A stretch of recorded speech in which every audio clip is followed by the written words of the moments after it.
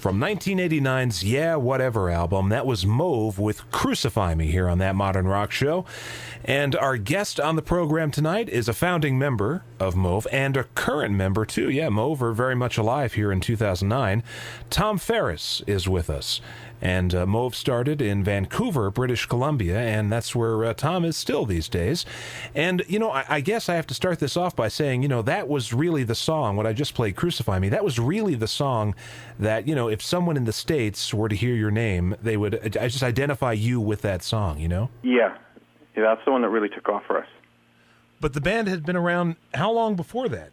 Since about 81. Wow, so you'd been around for a while then. Well, who was in the band? Just you and some friends?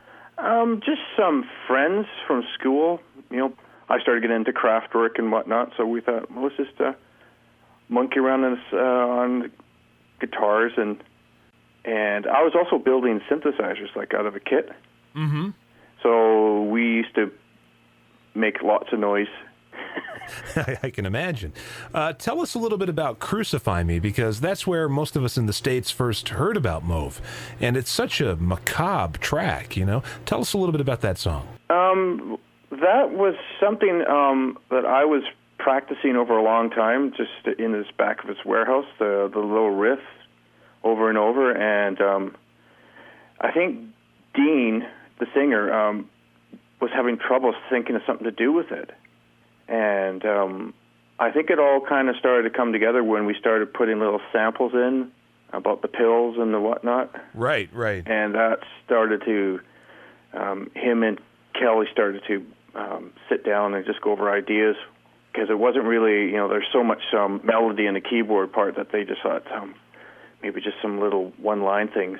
Yeah, you know, that's interesting, because that song is, I mean, you know, the keyboard part is so melodic that when you hear it, you think to yourself, well, what can they do on top of this, you know, when finally the vocals kick in? Yeah, because I know we were having debates way back then, should we just, you know, kill the melody? And then everyone went, no, so we just really had to, that was the longest song I think it took, because we didn't want to wreck it. Right. And where are those sound bites from?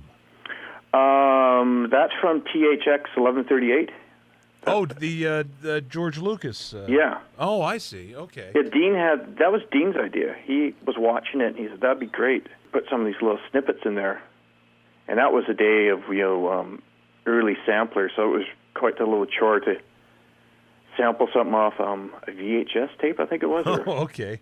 Yeah, we had to drag like a VHS player down, or a beta player, whatever it was. Right. And cut it in and out, and you know, someone's had to sit there and hit the play button, and you had to just a couple seconds to grab it onto your little sampler.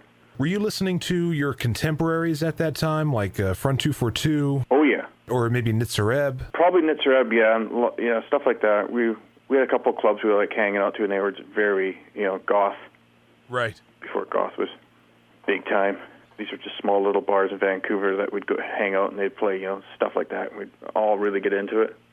Well, it was also around that time that industrial music started exploding, and rave culture came in, and you guys fit right into that. Yeah, it was kind of, when we went on tour, it was kind of neat going to places like Detroit where people were just over the top about us. I mean, it was kind of, we were just like scratching our heads.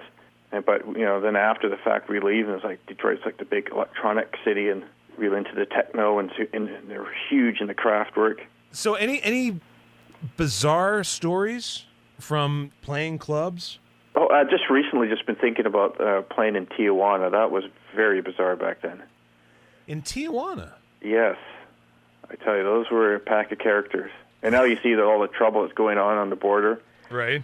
With all the gunplay and whatnot. Sure. Gangsters. Yeah, well, we had a pack of characters running this club, and they were out of their minds. It was a beautiful club, and I don't know how they, you know, I guess it was all on the download. This place, it was just, these guys were very creepy, and out to lunch, running around at the end of the night. They're trying to get people out with shotguns, and just like, you guys, what? I just ran into the RV. It's like, you guys are scaring the crap out of me. Wow, Moev brings the trouble wherever they go. Yes, we're bringing trouble. Well, right after your initial success, you know, suddenly Moev disappeared for a while. So what happened there? Yeah, kind of all. Well, Dean passed away, 92, 93. Mm-hmm. And so it got kind of, there's not many people out in the West Coast you can, start all over again. It's people are all into, different type of music out here, and so it's hard to, find someone to fill his shoes. And I was changing, I was getting kind of sick of hanging out at Network Records. It wasn't really happening. And then I went and formed another band that kind of took off here in Canada. But the thing is, Moev is now back, correct? Yeah, it's just me and my wife are doing it. And it's still a going concern, and... yeah, I'm still compiling, we're here compiling songs. And you had a record a couple of years ago, right? Yep, that was on COP International. How would you say the sound of the group is now compared to late 80s, early 90s? There's it's a lot more synth now, because it's just me playing the synth, so there's no more, bass player or guitar player. I will probably go out and talk to some friends who play guitar and just see what they think, if it needs anything. And it's just a lot more synth-oriented. We're going back to the old days, I guess.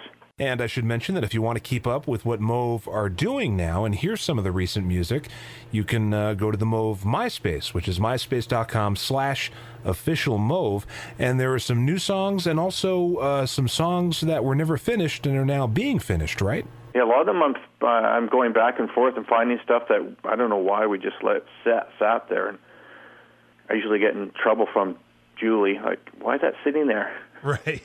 Isn't that always the way, though, all these years later? You dig up something that you did, 10 years ago or 6 years ago, and you go, why did I not use this? Well, that's why I'm looking at a pile of DAT tapes here I'm going through, and I'm like, why is all these songs have never been worked on? Right, right. What happened?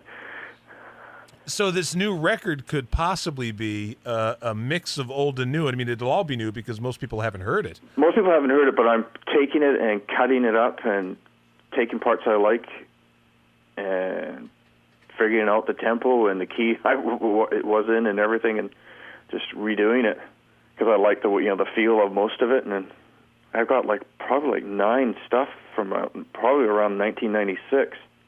Huh. What's the music scene like where you are? It's kind of lousy up here, and you see, it's really lousy even for playing live. All the clubs have vanished. And so it's not like the East Coast where you got somewhere to play. Right, right. It's really, there's quite a lot of bands complaining that there's nowhere to play in the West Coast anymore. I guess people are just sitting here online. Yeah. And that's what they're doing on their Friday nights. Yeah, well, that's what I do too. There's nothing, there's nowhere. And then the place you do, you hope, because we're often the last, usually the bands come here and it's the last show or their first show, and sometimes they don't show up. Right, right.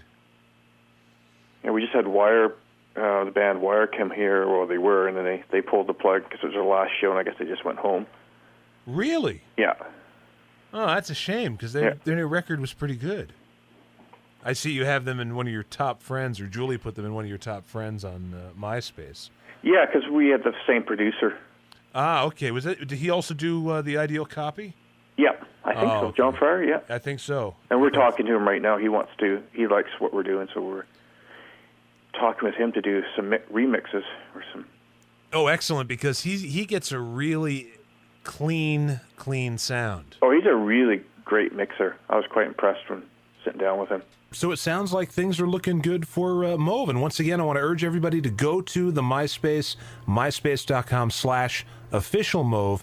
Check out some new music. In fact, we're going to do that right now. We're going to hear I Bend. And thanks, Tom, for being on the show.